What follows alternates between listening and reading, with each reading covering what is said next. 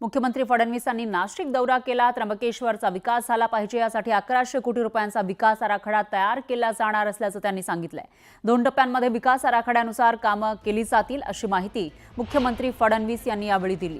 दरम्यान पहिल्या टप्प्याचं काम कुंभमेळ्यापूर्वी पूर्ण केलं जाणार आहे आणि लवकरच याला मान्यता दिली जाणार आहे। तर कामासाठी निधीची कमतरता पडू देणार नाही अशी ग्वाही त्यांनी दिली आहे। त्र्यंबकेश्वर मंदिरात दर्शन घेतल्यानंतर फडणवीस बोलत होते।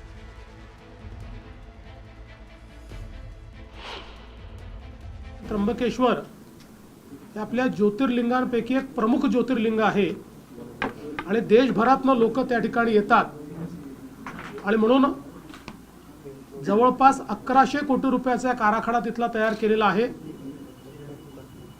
त्याचे 2 टप्पे आम्ही करतो आहोत। पहिला टप्पा जो सिंहस्थापर्यंत आपल्याला पूर्ण करता येईल आणि दुसरा टप्पा जो आहे ज्याच्यामध्ये त्याच्यानंतरही काही कामं होतील।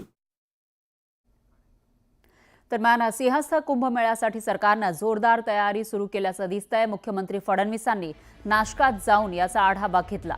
पुढच्या महिन्यापासून कुंभमेळ्याच्या कामाची सुरुवात होणार आहे। या कामासाठी निधी कमी पडू देणार नाही असं मुख्यमंत्री फडणवीस म्हणाले। तर उत्तर प्रदेशप्रमाणे आपणही कायदा तयार करू। गोदावरी नदीतलं पाणी शुद्ध करण्यासाठी एसटीपीचं जाळं तयार केलं जाईल आणि यासाठी निधी कमी पडू देणार नाही असंही फडणवीस म्हणाले। या ठिकाणी एसटीपीचं जाळं तयार करून पाणी शुद्ध राहिलं पाहिजे या दृष्टीनं एक आराखडा तयार केलाय आणि कुठल्याही परिस्थितीत सिंहस्थाच्या आधी त्याचं काम पूर्ण करायचं असं एक ॲम्बिशियस अशा प्रकारचा प्लॅन हा आपण तयार केलेला आहे। माझी जबाबदारी आहेच, मुख्यमंत्र्याची जबाबदारी असतेच, पण आपण आता उत्तर प्रदेशने ज्या प्रकारे या कुंभमेळ्याचा कायदा तयार केला आणि मेला प्राधिकरण तयार केलं त्याच धर्तीवर आपलाही कायदा आपण तयार करतो आहोत आणि आपणही मेला प्राधिकरण तयार करून याला कायदेशीर पूर्ण चौकट आता देतो। सामान्य जनता नव्हे तर राजकीय पुढारीच आपल्या स्वार्थासाठी जातीवाद करतात असं परखड मत केंद्रीय मंत्री नितीन गडकरींनी व्यक्त केलं। दरम्यान हे कुठेतरी थांबलं पाहिजे। जातपात अस्पृश्यता समूळ नष्ट झाली पाहिजे असं म्हणत केंद्रीय मंत्री नितीन गडकरी यांनी राजकारण्यांचे कान टोचले। मात्र यावेळी गडकरींचा रोख नेमका कुणाकडे होता याची जोरदार चर्चा रंगली आहे। मला वाटतं लोकांनी सगळ्यांनी मतदान करतात, हे पुढारी निर्माण करतात। जात जनता जातीवादी नाही आहे, पुढारी जातीवादी आहे, ते आपल्या स्वार्थाकरता जात उभी करतात। कारण backwardness becoming a political interest, competition, who is more backward. Nitin Gadkari यांनी जे सांगितलेलं आहे त्या तथ्य आहे।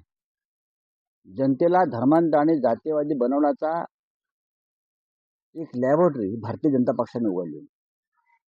अजिबात जनता या राज्याची जातीयवादी नाही, पण पुढारी आणि विशेषतः भारतीय जनता पक्षाच्या पुढाऱ्यांनी या महाराष्ट्रात गेल्या काही काळापासून धर्मांधता आणि जातीयवादाचं विष पेरण्याची ही सुरुवात केली। दरम्यान मुख्यमंत्री फडणवीसांनी संजय राऊतांवर टीका करताना त्यांना मानसोपचार तज्ञांकडे जाण्याचा सल्ला दिला होता। या टीकेला संजय राऊतांनी उत्तर दिलंय। फडणवीसांमध्ये स्वतःविषयी सत्य पचवायची ताकद राहिली नाही असं राऊत म्हणाले। फडणवीसांना स्वप्नातही मीच दिसतो असंही राऊतांनी म्हटलंय। उलट संपूर्ण सरकारच मनोरुग्ण असल्याचं म्हणत राऊतांनी हल्लाबोल चढवला। त्यांना स्वतःविषयीचं चांगलं सत्यही पचवायची ताकद राहिलेली नाही। आदित्य ठाकरे म्हणतात की हे देवेंद्र फडणवीस यांना अडकवण्याचं षडयंत्र आहे। इम्तियाज जलील म्हणतात ही दंगल जी आहे ही देवेंद्र फडणवीस यांना कोंडीत पकडण्यासाठी झाली आणि मीही तेच म्हणालो। पण देवेंद्र फडणवीस यांना संताजी धनाजीप्रमाणे स्वप्नात सुद्धा संजय राऊत दिसतात आणि ते असं म्हणाले की ह्यांच्यावरती उपचार केले पाहिजेत। का उपचार केले पाहिजेत? तुमचं संपूर्ण सरकार मनोरुग्ण आहे असं मी म्हणतोय। त्यांच्यामुळे सरकारनं विशेष तरतूद करून तुमच्या संपूर्ण मंत्रिमंडळाची मनोरुग्ण चाचणी केली पाहिजे।